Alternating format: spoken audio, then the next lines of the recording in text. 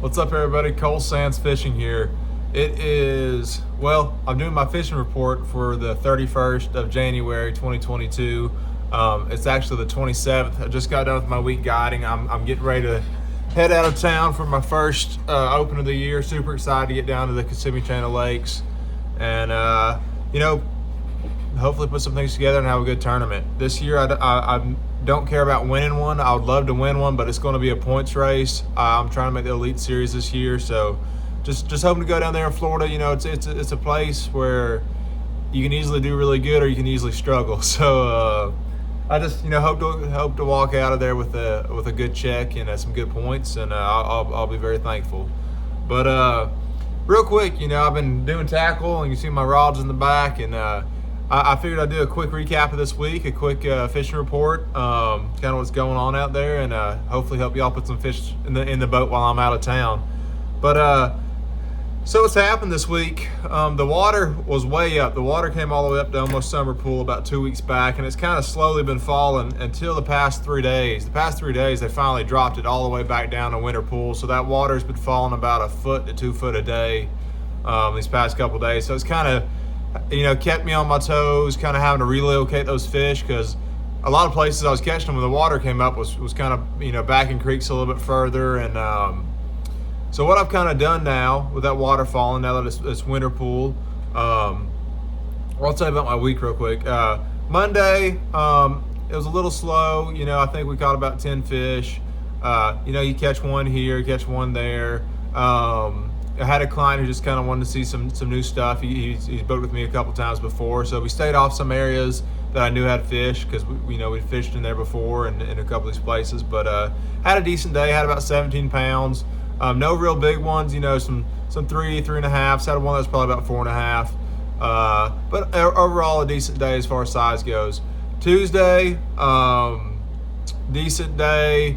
Would have been a good day, but we lost I don't know how many fish we all lost. I think my clients lost the first 6 or 7 fish they hooked. And that's just part of it. You get some of these cold fronts that come through, and sometimes they don't eat real good. Even the ones we were catching were just getting one hook.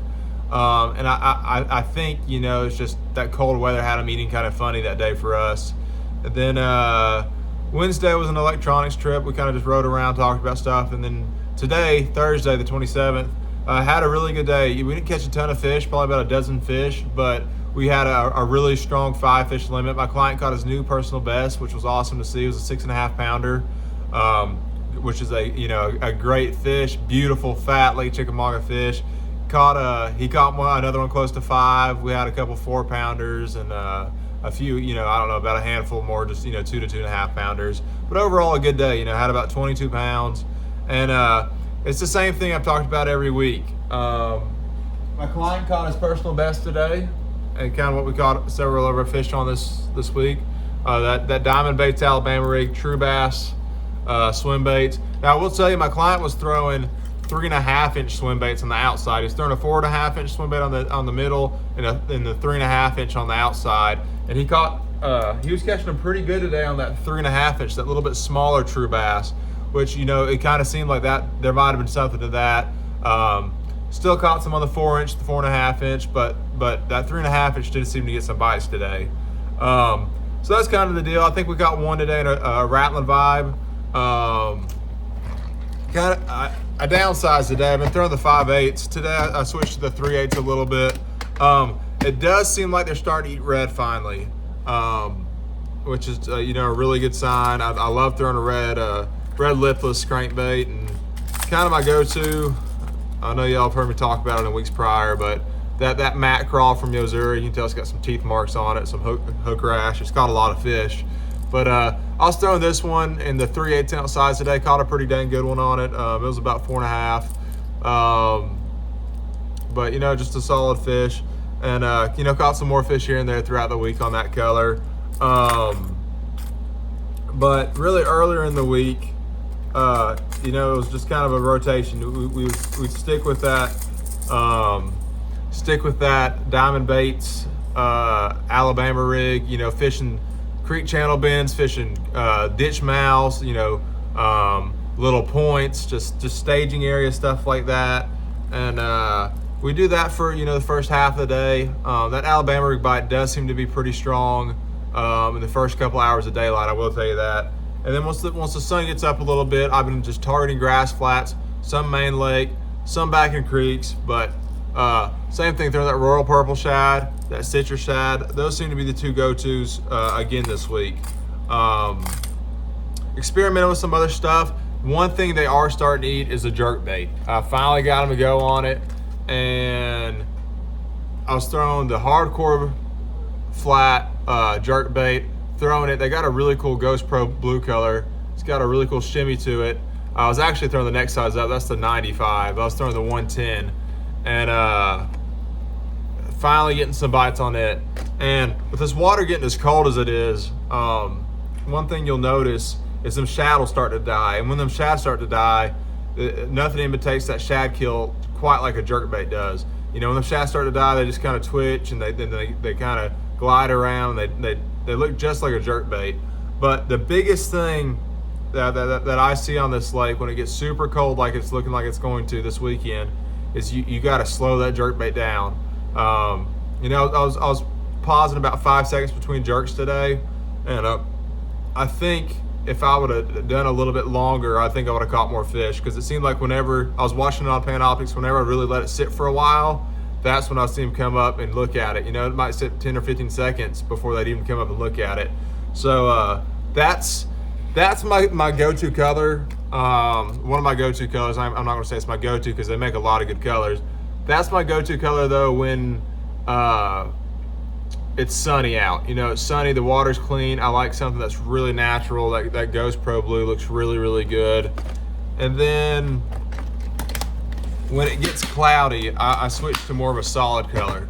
A good neutral color is the Go Sexy Shad. It kind of works on sunny and cloudy days. It's one of my go-tos.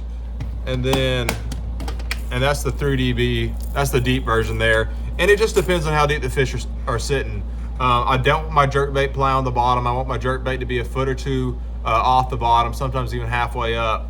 And if I'm fishing, let's say 8 to 15 foot, I'm gonna throw that little deeper one. That one right there will go 8 to 10 feet all day. I was throwing it on a 16-pound line today just because I didn't want to get my jerkbait rod out, and I was still getting that thing down like 8 foot. So that's a really good deep diving jerkbait. And then my other go-to color, when it's cloudy especially, is that pearl shad, and that's that Yo-Zuri 3dB jerkbait as well. So that's kind of the three colors I kind of rotate between. Experimenting with some other ones today. Yo-Zuri makes some really cool colors, but that's kind of my deal today. Caught some on it. Just that bite's really going to pick up the colder it gets. Now I will tell you, I usually my go-to line size is about 10-pound test. I'll throw 12 some, and I just I usually want that jerkbait to get down there. Thankfully though, these Yo-Zuri jerkbaits do dive pretty well, and you can even get away with 14 or 16-pound line a lot of times. But I'll throw it out there, twitch it down, and let it sit. You got to have patience, and then once it's sitting, one thing I like to do, I'll twitch it down there, let it sit, and then I'll slowly pull the rod tip so that bait's just barely moving. And something about that, it seems to work, and then I'll twitch it down again. Like I've said in weeks past, I kind of like to give it an up twitch every now and then just in case one's following it. And then same thing, slowly pull it down. You might have to count to 15 or 20 seconds before you twitch it again. But that's a really good bait. The water temp right now, from what I've seen, is anywhere from about 38 to 46. I think was the warmest I saw today. It's going to get cold. It's going to get down to the 30s, which is I actually look forward to. We need a shad kill bad. I really want to see all them little tiny shad that these fish are eating. I want to see all of them die. I want them fish to get on them big bait fish and catch them like we used to catch them. But